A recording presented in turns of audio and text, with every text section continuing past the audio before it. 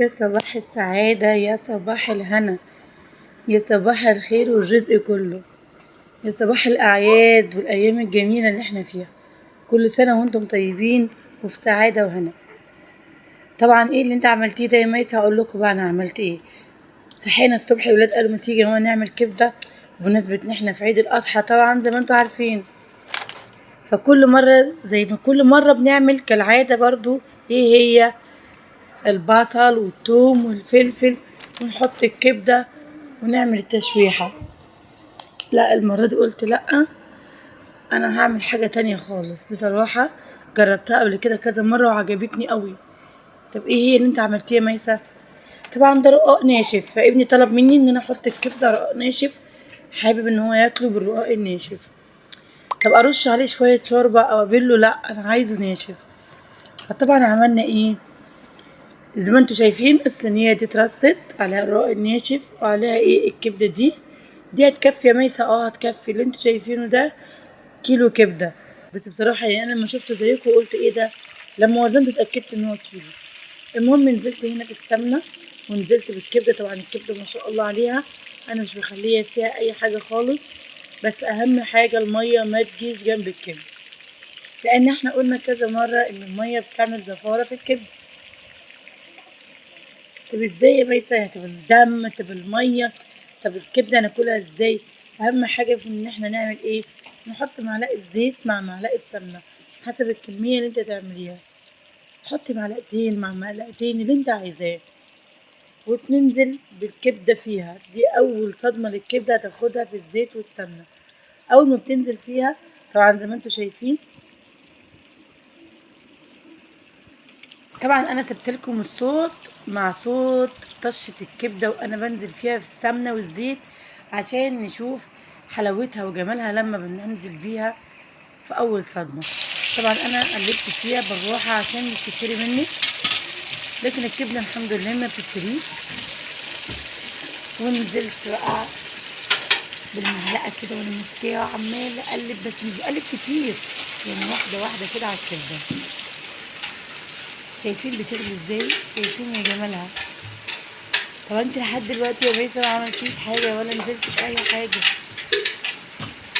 هقول لكم دلوقتي هنعمل ايه وهننزل بايه. بس انا حبيت بس اسيب لكم الكبدة كده خطوة خطوة واوريكم الكبدة هتعمل معانا ايه. طبعا الكبدة بقى فيه شوية مية فيها، او في اي دهون فيها، او في اي حاجة. زي ما انتوا شايفين كده اللون اللي طلع معاكم في الزيت والسمنة بدأت تعمل ايه؟ الرغاوي اللي انتوا شايفينها دي انا صابرة عليها ومش راضية انزل عليها بأي حاجة. دلوقتي لما احس ان ده كله يهدي معايا، شايفين هنا الطاسة اللي انا بستعملها بدأت تنشف من الجوانب. وانا بحب طبعا الصوص بتاع الكبدة ده جدا، ما بحبهاش تبقى ناشفة قوي، لان دايما لما بيبقى فيه صوص في الكبدة بيبقى طعمها حلو قوي. في مرة كنا في مطعم وابني قال لي يا ماما المطعم ده حلو جدا للكبدة، الكبدة هنا طعمها تحفة، الناس كلها واقفة ليل ونهار بتشتري هنا سندوتشات كبدة. فلما انا رحت هناك الكبدة معمولة غير اللي احنا بنعمله خالص. طب ازاي احنا بنعمل الكبدة زي ما احنا عارفينها، البصل الفلفل، في ناس كمان بتحط طماطم. طب ازاي يعني دي معمولة كده والطعم ده جاي منين؟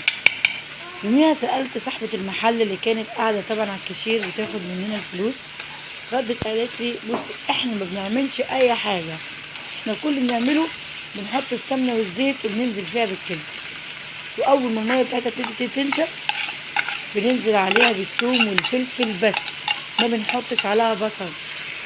طب ازاي ده احنا كلنا لازم اساسي عندنا بنحط البصل في الكبدة.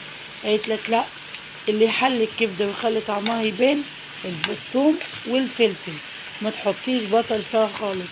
انسي الطريقة دي وجربيها. بصراحة من يوميها انا بعملها بالطريقة دي، طعمها تحفة. مش هقول لكم كل مرة، لا في كبدة بحط فيها بصل حسب ما انت عايز تغيري، بس جربي الطريقة دي.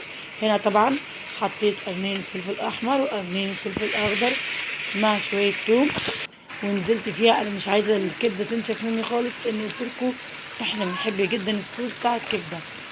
ورحت نازلة بمعلقة كزبرة حلوة كده عليها. الريحة كانت تجنن تجنن، مش قادرة اوصف لكم. الريحة كانت قلب الشقة بطريقة مش قادرة احكي لكم عليها، جربوها وانتوا هتكتبوا لي وتقولوا لي انتوا شفتوا ايه والريحه والطعم عامل ازاي.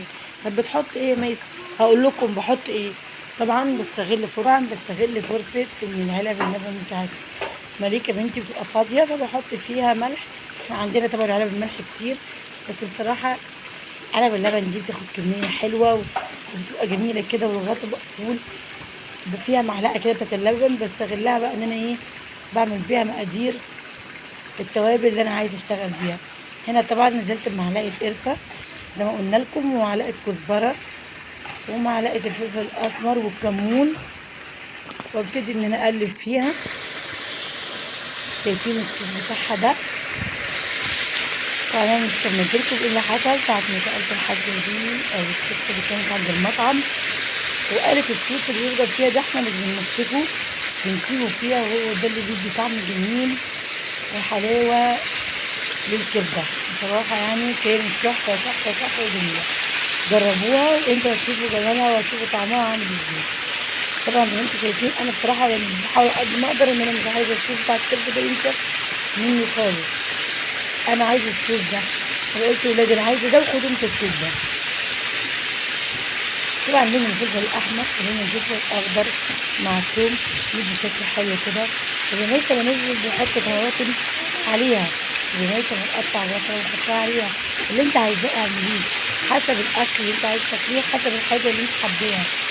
اي حاجه حباها اعمليها وحطيها، مفيش اي مشكله. هنا طبعا جبت الصينيه ونزلت بالرقاق، كان فاضل عندي حبه رقاق اللي انتوا شايفينه ده، نزلت بيه لان طبعا لو حطيته جنب الاكل طبعا هيتكسر من ولادي خالص، فانا حطيته لهم كده لان ابني كان عايزه ناشف. ممكن تجيبي عيش من الابيض وتفرديه، او عيش بلدي تحمصيه في الفرن وتفرديه، او رقاق طري وتنزلي عليه بالكبده او اللحمه لو انت عامله كباب حله او انت عامله لحمه. هنا بقى كانت في حته رق زي ما انتم شايفينها العاليه الطالعه دي، اول ما رضيتش اكسرها لان لو كسرتها طبعا تحت الرق ده فاضي، فالكبده كلها كانت هتنزل تحت، كانت هتنزل في الصينيه. فاحنا كنا عايزين نصور ونوري الكميه اللي عندك، لو ربع كيلو نص كيلو اي حاجه بتمشي، ممكن نستغلها وننزل بيها على الرقاق او العيش، بحيث ان هي هتدي طعم جميل في العيش اللي تحتها او الرقاق الطري او الرقاق الناشف، والكل هياكل وهيشبع والحمد لله هنعمة ربنا. ومادام انتوا وصلتوا معايا لغاية هنا في الفيديو، يا ريت يا جماعة، يا ريت يا ريت لايك وشير وتفعلوا الجرس، لان فعلا يعني احنا بنتعب جدا في التصوير ونستاهل منكم اللايك. في ناس كتير بتخش تتفرج وبتخرج من غير ما تحط لايك، والله اللايك ما هيتعب حد لكن هيفيدنا احنا كتير، ونحس ان انتوا معانا وموجودين معانا على طول، وكل يوم ان شاء الله يوصلكم جديد، وكل يوم فيديو جديد، وكل يوم شغل جديد. زي ما انتوا شفتوا اكل موجود، ضحك موجود، كل حاجة موجودة.